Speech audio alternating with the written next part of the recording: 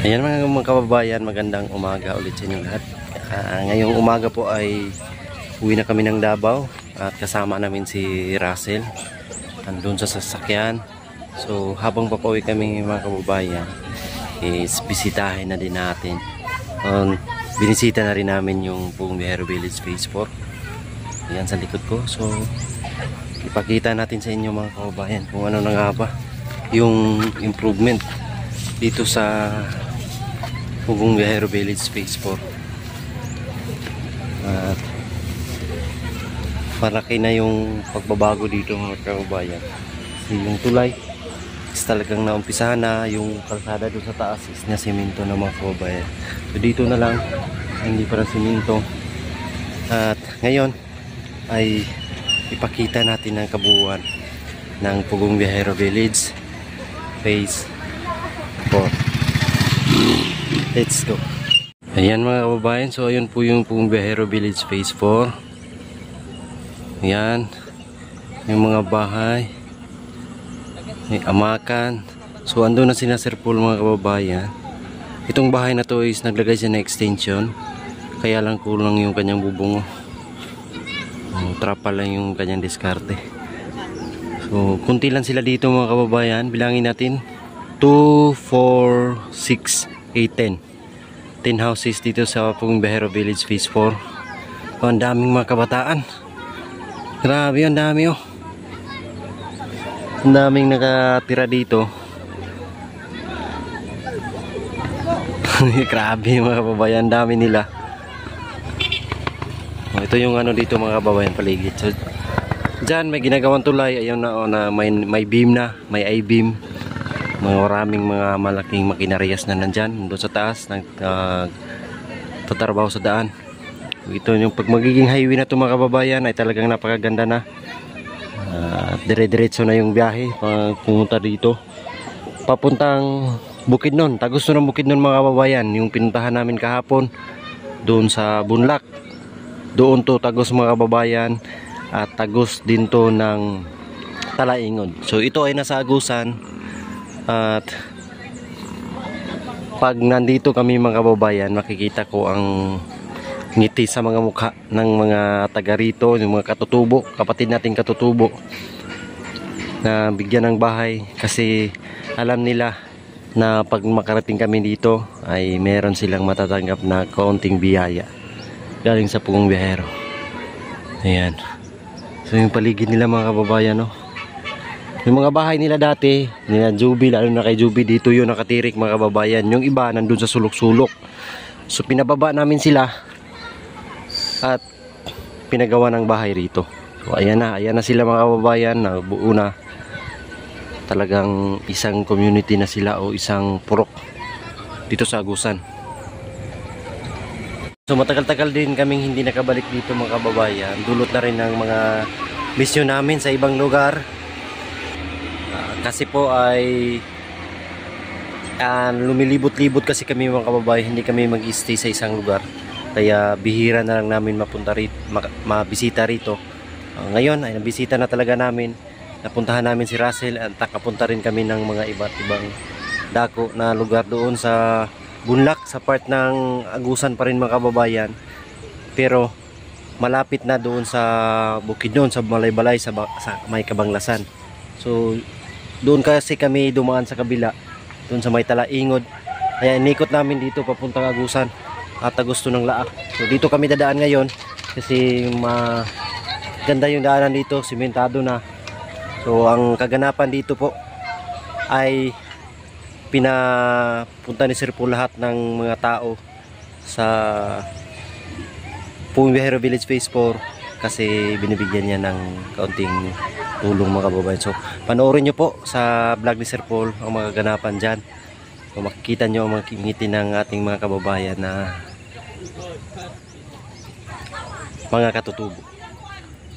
Ano? Ang ganda. So dito tayo sa taas kasi maganda kasi sa tingnan dito mga kababayan. Klarong-klaro natin yung kabuuan ng pabahay.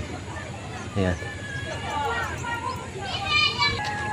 So habang nandyan pa sila ay puntahan natin si Russell, kausapin natin kung anong pakiramdam niya na malayo sa pamilya mga kababayan. So bakasyon kasi ngayon, kaya sinama namin si Russell. So tara, let's go. Ito na side mga kababayan, pakita rin natin yung Pong Biyahero Village Phase 4. May dalawang bahay dyan sa likod. Ano dito, 2, 4, 6. Ayan, 2, 4, 6 dito sa harap. 7, 8, 9, 10. Ayan, 10 bahay. Sabi yung lugar dito na dito mga kababayan. Talagang tahimik na tahimik. So, ito yung ano project dito sa daanan. Ayan, Republic of the Philippines, Department of Public Works and Highway, Office of the Regional Director, Caraga Region. Ayan, 22 in 00168 East-West Lateral Road connecting Agusan del Sur, Agusan del Norte to Bukidnon, Sampaguita. Ayan, Makilos, Agusan del Sur, Bukidnon boundary, Agusan del Sur. Ayan mga kababayan. Location, Loreto, Agusan del Sur. So, implementing agencies, ayan, DPWH Region 13, G. Rosales Avenue, Butuan City. Ayan mga kababayan. So, yung nag-contract dito is yung Ulticon Builders. Oh, name of project, kaya yun, nabasa natin kanina. Hindi nakalagay yung kanyang cost mga kababayan. So malaking budget to. Ayan. Pag matapos na to is talagang maganda na yung daanan dito mga kababayan, at mabilis na yung biyahe. Russell, oh. So Russell, anong pakiramdam na malayo sa pamilya at mag-aral doon sa Manila? Malungkot pero masaya rin. Ayan. Dito ka, mainit. Oh, talagang ganyan yan Russell, yung buhay. Laban lang para sa pangarap. 'Di ba? Mag-aral ka mabuti para makapagtapos ka. Kayong pag-asa ng mga magulang mo para makamit mo yung pangarap sa buhay. Huwag mong sayangin yung pagkakataon. Di ba? Ano mo sasabi mo kay Sir Paul? Thank you. Thank you daw. Huwag kang mahiya. Ba't ka nahihiya? Ha? Ha? So makikita mo na naman ngayon yung mga matataas na building doon sa Davao. Na-miss mo na ba yung Davao? Yung nanood ka ng sine, yung first time mo yun? No, laking television, no? Kasing laki natin ang no, kasing laki. So ngayon, hindi ka na masusuka sa biyahe? Nasanay ka na? Oo. Galing. Pag first time kasing bumiyahe mga babae, talagang masusuka ka. Ayan, baby. Uy, baby boy. Malayo pa yung biyahe natin. Namamaga yung dito mo. Kaiyak mo yan kanina ba? Na-miss mo na agad? Sige lang, makukontak mo naman yun. Iniwan mo naman yung cellphone mo, no? Magkontak ka lang sa kanila palagi para maibsan yung yung tawag nito, yung pagka-miss mo sa kanila. Tawagan mo lang palagi, di ba? So yun lang yung mag-aral ka lang mabuti para makamit mo yung pangarap mo sa buhay. Si Russell, napakagandang bata. Matalino pa. Top 1, di ba? Ayan, congratulations. Nahiya si Russell. Excited ka? Makapunta ka ng Manila? Nakita mo na ba na yung Manila sa social media? Sa Facebook, nakita mo na? Hindi pa, sa TV lang. Sa TV lang? Hindi mo na search para may idea ka? Hindi. I-search mo mamaya. Ano yung itsura ng Manila. Wala akong cellphone. Bibigyan ka yan ni Sir Paul para may magamit ka. Ganda dun. Ganda. Nakataas ang bahay. Mataas yung mga gusali. Di ba sa Davao mataas din? Mas lalo pa doon. Wala kang makikita mga ganyan, no? Wala, puro building. Lalo na doon sa lalo na doon sa sentro. Sa business center sa Makati. Grabe yung building doon.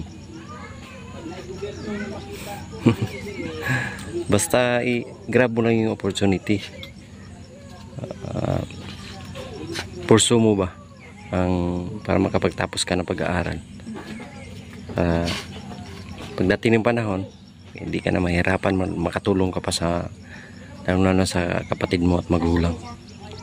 Dapat yung isipin mo na talagang aralan talaga. Huwag ka munang magbo-boyfriend. Ha? May boyfriend ka na? Sure? May nililigaw? May naniligaw? Sabihin mo, hindi ka muna mag-boyfriend. Kasi mag-aaral ka pa. Diba? Darating din yan, yung mga ganyan. Sabi ko bawal. Oo, dapat. Sabihin mo bawal. Pag darating din yan ang panahon, makapagtapos ka ng pag-aaral. Maging professional ka. Maging guru ka ba ngayon o maging nurse? Ilang taon lang yan. Mga 6 years from now. Ang dali lang ng panahon. O 6 years. O nasa mga ano ka na ngayon? Grade 7 o mga 10 years from now. Mabilis lang panahon. Dali lang. Kahit sa pasukan. Pagbalik mo dito, wow, na si Russell. Titingalain ka na ng mga ano mo. So, ikaw yung maging inspirasyon nila pag makapagtapos ka. Ikaw yung maging inspirasyon nila na mag-aral mabuti. Di ba? Dapat maging proud ka sa iyong sarili. Huwag mahiya-hiya kasi ang talino mo. Ang ganda pa. Huwag kang mahiya. Di ba? Oh, ganyan dapat. Dapat ganyan ba? Ganyan. Laging nakataas yung ano ba? Pag ganyan, pakita mo ba? Di ba? Ayan si Russell mga kababayan.